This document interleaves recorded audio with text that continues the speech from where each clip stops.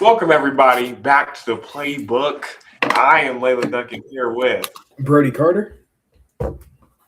and today we're talking about the AFC South, and we're going deep into their schedule and their breakdown. You see, I'm wearing the Cam Ward jersey, repping the South today when we're talking about, which is a very interesting division. Obviously, this team. All four teams have a chance to win this division. I think it's going to be one of the lower win total winning divisions. But I think I only see one team making the playoffs from this division, which is going to be the winner. But everybody else, I think, is going to be. I think it's going to be really close and very grimy. Last year, Jacksonville Jaguars won the division, and they went 13-4. They were a good team last year. They won a lot of games, a lot of close games. I don't see that happening again this year. But they won a lot of close games. The Colts started the season really good before they faltered off. Daniel Jones gets hurt, and then Phillip Rivers comes in, and what was probably the most fun 2 to 3 game stretch in recent memory. The Texans, who started the season off rough, went on a run to end this season, took that playoff spot from the Colts, and ended up making the playoffs and winning a game. And we're probably a good quarterback away from beating the Patriots. Now, and finally the Tennessee Titans. They were last. They just weren't good. Cam Ward kind of had to shoulder a lot of the issues with that team. Brian Callahan got fired mid-season. Like, it was just a mess going on in Tennessee, and they were shut down. And so today we're talking about the AFC South. So this division is known as the weakest link here in the AFC, which I think is true.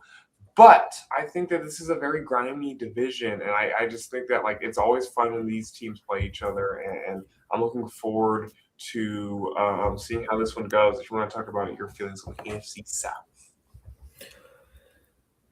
I think this is either going to be a weak division or a sneaky, really like a really good one. Uh, Mm-hmm. I do have kind of a hot take. I think the Tennessee Titans will improve by 6 wins. I think that they could go 9-8, or heck, who even knows, 10-7. I think Cam Ward is going to go off this year. I mean, he had almost 3,200 yards, 15 touchdowns, 7 interceptions out of a rookie quarterback. Yeah, he didn't throw that many touchdowns, but like he looked really good in a lot of the games that he played last year. And a lot of their games, like, yeah, they only won 3, but they came within 7 against the Chargers. They came in against 13 against the San Francisco 49ers. They came within 8 against the New Orleans Saints. And, I think that this could be a sneaky good team next year. Mm-hmm. Absolutely, and I agree with you. And I think the benefit for the Titans is that I guess there really isn't a benefit because every team in this division got screwed with the schedule gods. Every single team in this division has a terrible, terrible schedule. None of these games are going to be fun to play in. And that's why I think this is going to be a lower win total, one team playoff division. Just because this is like these schedules are rough, man. Like I would not like to be on any of these teams, but they're very talented teams, and I think the Titans improved a lot this offseason. The Jaguars got better. I think the Texans got better, although I don't trust that offensive line still at all. Their defense got better. And I don't trust CJ Stroud at all either. So that's just kind of my preliminary AFC South thoughts. I think now, as we get specifically into team talk, we're going to move to our AFC South champs, the Jacksonville Jaguars. What do you expect from this team? Um, I think they are going to have a big drop off. I think they're going to lose. I think they're going to go 11-6 or even 10-7. They've got really, and like all of their tough games are away. They've been good for a long time. They make the playoffs and they lose out of the first round, but Dallas is always tough. Houston, if they're how they were last year, with that really good defense, I think Jaguars might lose that one in Houston. But like you're going to Chicago, if Chicago is really good this year, you're going to Baltimore, you're going to Cincinnati, you're going to Denver, and I mean you're home versus the Patriots and you're home versus the Philadelphia Eagles. But like this schedule, like you said, every team in this division got screwed by how the schedule was lined up. Yeah, absolutely. I think that I can agree with you more. Like this is a doomsday schedule, and I think the Jags will drop off. I would have to agree with you on that. I think that like in terms of 13-4, they lost in the wild card to the Bills, which was a great game as well. It was a really fun game to watch, but lost. I think that kind of sets them up to just. I mean, you go 13-4. I think I view it as more of a fluke rather than a sustained success. Liam Cohen did a great job as a first year head coach, and I like him a lot there. And I think that they're going to obviously be in the mix this year in terms of that division. But I just don't see them having the same success, especially that they had in close games last year. And so, talking about the Jags, Trevor Lawrence obviously is the big talking point there. What are we feeling about the pressure on him going into this year, and what do we expect from him? Because we know this is like probably the most streaky quarterback in the league. Like this is a guy that can suck for a while or can be really good for a while. And so like he's very streaky, he's very on and off. And so could we see the first complete season of Trevor Lawrence being a dog? I do think we can. He just got over 4,000 yards, 29 touchdowns, 12 interceptions. That's quite a bit of interceptions for a quarterback of like that kind of caliber.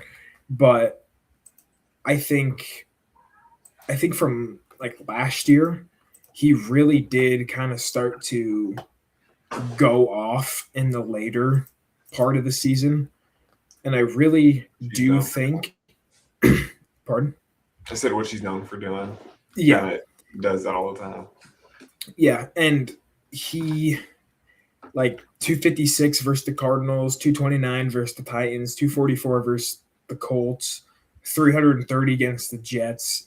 These are teams that are like easier, but like they were looks like they had 5 wins. They were 5-4 by week 9 last year, and then they go out and they win the rest. They win 6. They win, I think, their last because they were 13-4, right? Yeah, so they went out and they won 8 straight after that.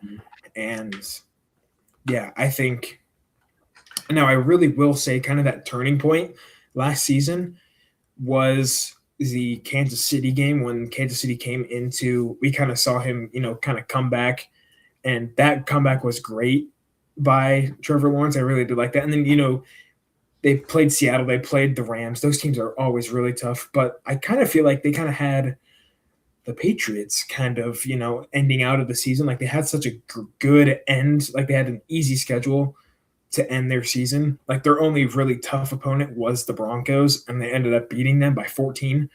But they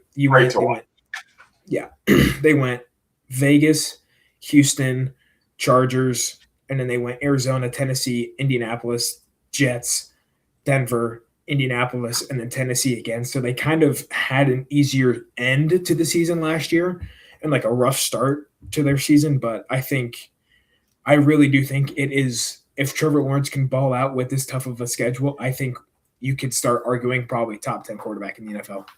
Yeah, obviously T-Law came into the league with like best quarterback prospects since Andrew Luck. Like, that's kind of what the tag on him was, and he hasn't lived up to that, but he's been pretty good. And I think this will be the year that we see a full complete year, although I don't know, we'll get into the recognition in a second, but I think this will be the first complete year of solid quarterback play from Trevor Lawrence.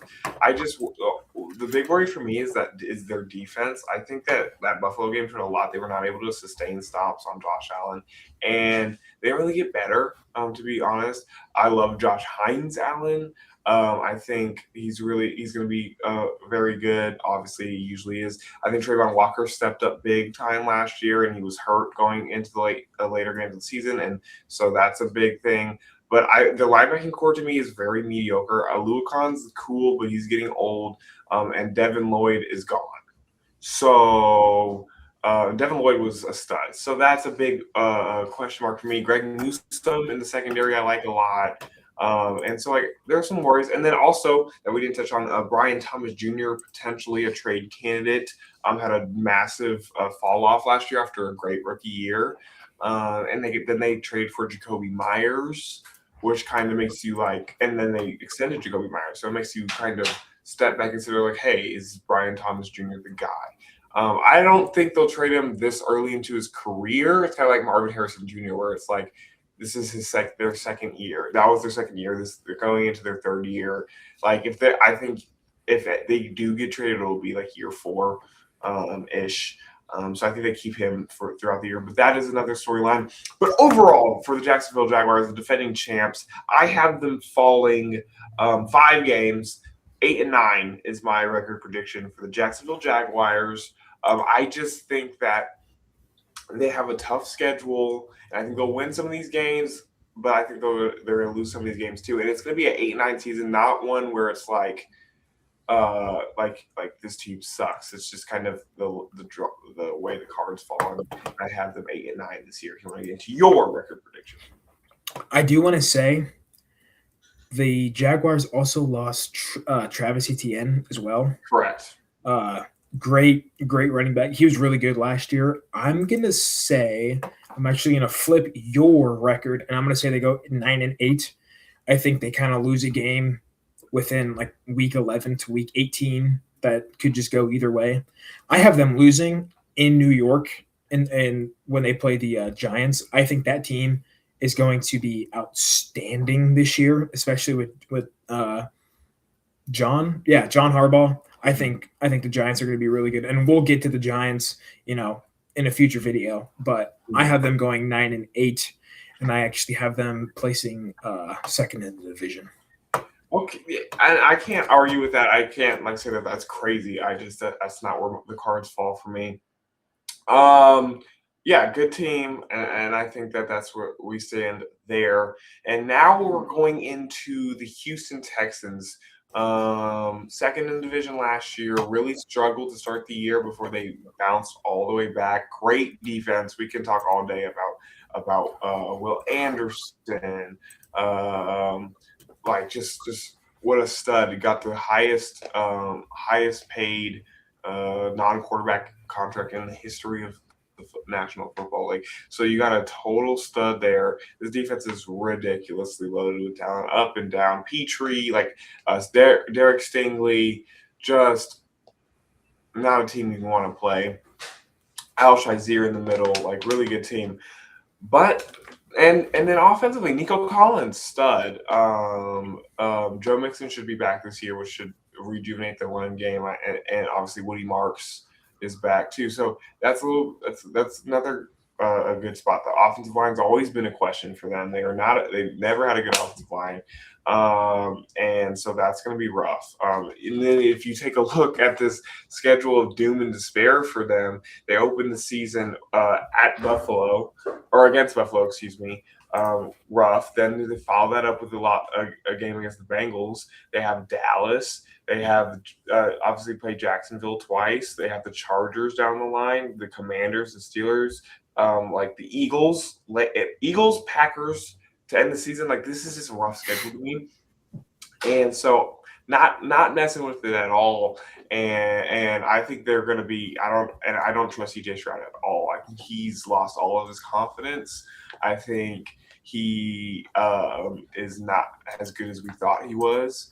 And this is I guess my hot take of the video is the Houston Texans are going to end the year 7-10. third in the division. As if you want to get started on your thoughts with this team. Yeah, like you said, I think they're one of only like a few teams to start the year 0-3. It's very hard to start the year 0-3 and end up making the playoffs. They went 12-5 last year, which is absolutely insane. Especially being 3-5 after week 9 and then winning your next 9 straight. Uh, and they played good teams in that stretch too, but I don't know. It's kind of like I think you lose in Green Bay, you lose in Philly. I think you split with Jacksonville. You lose to Baltimore. You lose to Dallas. I think you lose to Buffalo and Cincinnati. So I think they could go 7-10. I think that there could also be kind of a toss-up game in there too. But I think it's really just going to be they're really just going to rely on this defense this year. And with CJ Stroud, I do kind of think he bounces back, but it's not going to be such a big bounce back. Like, it's not going to be his rookie year, when he went off. And I don't think it's going to be as big as that, but I will think it's going to take some time, build up that offensive line, get him some more weapons. And if you kind of really build around CJ Stroud, then you should be fine. Yeah, I just my only pushback, I guess, with that is like I don't know. The rookie quarterbacks, the rookie CJ Stroud I watched, even though he had a great rookie year, arguably one of the best rookie years of all time, if not the best rookie years of all time, it never bought me. I was never sold on the guy. Just watching him play. And now that he's like regressing to where I kind of thought he was, I just to me, this is a guy who holds onto the ball a lot and doesn't trust his own line, and that's already a problem because he's paranoid in the pocket. Secondly, his arm isn't the greatest, and I think he's overconfident in his arm. Like where he thinks his arm talent is versus where it's at is two different things. He does not have a great pocket presence at all. I think his strong point is his accuracy, and that is slowly decreased every single year. He's not efficient or consistent. And so those things are just really showing their ugly head. And I personally don't see a bounce back coming. And that's just me. And obviously they're going to be a team to watch, and that defense makes it where if CJ Stroud can just play decent, this is going to be a decent team, and then they could potentially upset some teams. Which segues us to the Tennessee Titans, or excuse me, the Indianapolis Colts. We'll get to Titans a little bit. The Colts, who are another team that started off last year kind of the opposite of the first two teams we talked about. They started off the year phenomenal. They were a really good team to start the season, and then they start losing. I never really even when I started losing games, I kind of thought that's just normal. Then Daniel Jones' Achilles snaps against Jacksonville in the rain, and that was brutal for them. And so Daniel Jones, they re-signed him. But he's probably not going to play most of the year because he got torn Achilles. We haven't had a secure timetable on when his return is going to be. Jonathan Taylor is going to be the rock, obviously. I think Lailend is going to be a starter because Anthony Richardson's not reporting to camp, likely to be traded here soon. No more Michael Pittman Jr. Alec Pierce is there. He's the new top dog there, and he got paid. And a lot of people say it's overpaid. I personally think he was worth every penny of the contract he got because he's super efficient. I mean, guy who got 53 receptions last year and got 1,000 yards. I think so. Some stupid number like that. Yeah. Not many players can do that. And he's a touchdown machine. He's great down the field. So I think that's really good. Defensively, lost Kenny Moore, but other than that, it's still a great defense. Sauce Gardner's back there, Cam Bynum, DeForest Buckner, Kwity Paye, Latu. really, really solid defense. And so, like, I think they will be competitive, but overall, I don't see them being very great this year. I have them ending the season around 6-11, 7-10 ish, just because now not knowing with how Daniel Jones is going to play, how many games he's going to play, and things of that nature. But I think another great season from Jonathan Taylor is probably going to come, and I think they finish around 6-11, 7-10 ish. If you want to talk about the Tennessee Titans. Yeah, so Alec Pierce actually had 47 receptions and over 1,000 yards, which is insane. Ridiculous. But I do kind of see where you're going at. I do think it's going to be Riley Leonard starting. I really like he showed flashes at the end of the year last year. And honestly, seeing Phillip Rivers was so fun last year. Just seeing that, just seeing him come back. Obviously, they didn't win anything. They lost 7 in a row.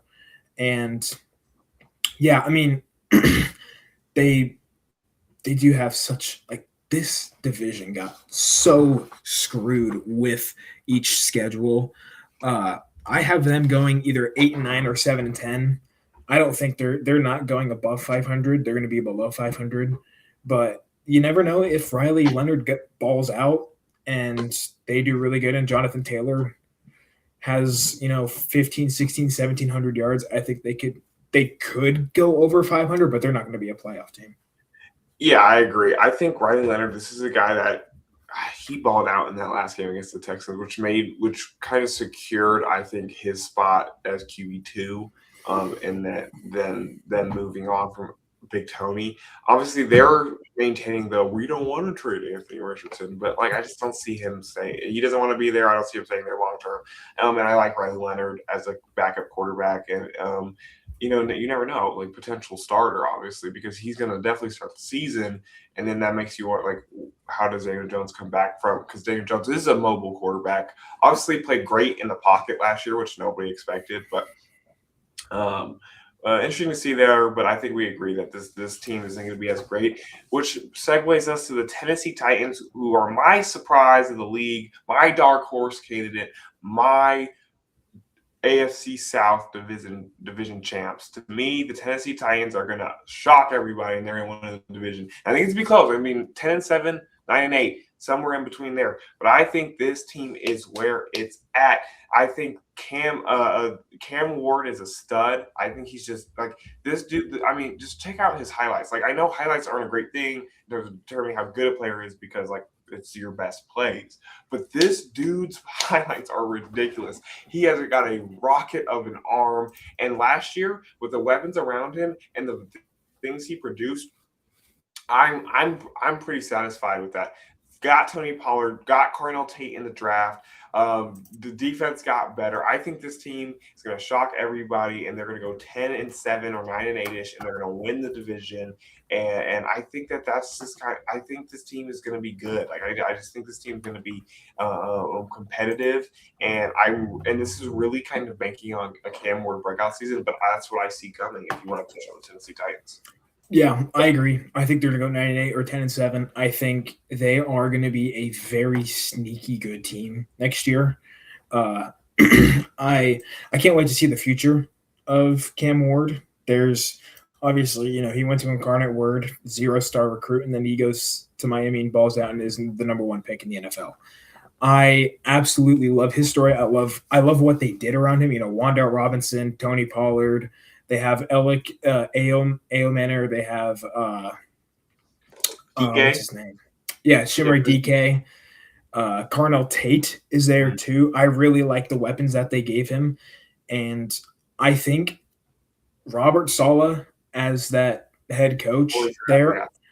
I think that's and Daboll as their offensive coordinator. I think this is going to be a good Titans team, and I think they could be probably 7th seed next year in the AFC playoffs. I agree. I think 4th seed because they win the division. 4th seed. Yeah. I have Tennessee. I have Tennessee, Jacksonville, Houston, and Indianapolis. Yeah. And before we close, I think one last topic point is like between Stroud. I'm going to exempt Ward and Jones this year. Ward because he's in the 2nd year, and Jones because he won't play majority of the year. I think next year we can bring him into this conversation. But between Trevor Lawrence and CJ Stroud, who has the most pressure in terms of being a quarterback this year? And forgot one thing I forgot to touch on the Colts was I do think Shane Steichen does get fired after the season just because if they go 8-9 or they have a losing record, it's just wraps, unfortunately. But back to the conversation, which is Stroud or Lawrence, who has the most pressure? That's tough. I'm gonna say CJ Stroud just because it was kind of, he didn't play that good, but the defense was winning the games. It's like Trevor Lawrence went out there and he could make plays. He had to play Houston twice a year, and look, that defense is crazy. He went into Denver and beat that Denver defense by 14 points. I kind of think he's more proven than CJ Stroud is. I think Stroud, you got to see how Stroud does. And even with this brutal offense, with this brutal schedule, if he throws for 4,200 yards, and if he has, and if he has like 28 touchdowns and 10 interceptions, I mean, you kind of look, that's kind of high for having only 28 touchdowns. But like, if you look at that and you're saying maybe he can bounce back and maybe he can, stay our quarterback. And I just think with Trevor Lawrence, he was held back by Urban Meyer that his rookie year. I think everything around him was just not good. But I mean, we've seen him kind of take that steep and subtle climb to being a franchise quarterback. Yeah, I agree with you. And yeah, I think that's where we leave the AFC South. Very competitive division, but I think the Titans get it done. I'm going to go with Titans, Jags, Houston, and then at the bottom of the division, the Indianapolis Colts. I think you agree with me on that. Yeah. Yeah. And that's where we're going to leave the AFC South, ladies and gentlemen. I'm Lailend Duncan, joined by Brody Carter. And this is the Playbook signing off on what could be a very sneakily fun division. Thanks for tuning in, everybody. See you guys next time.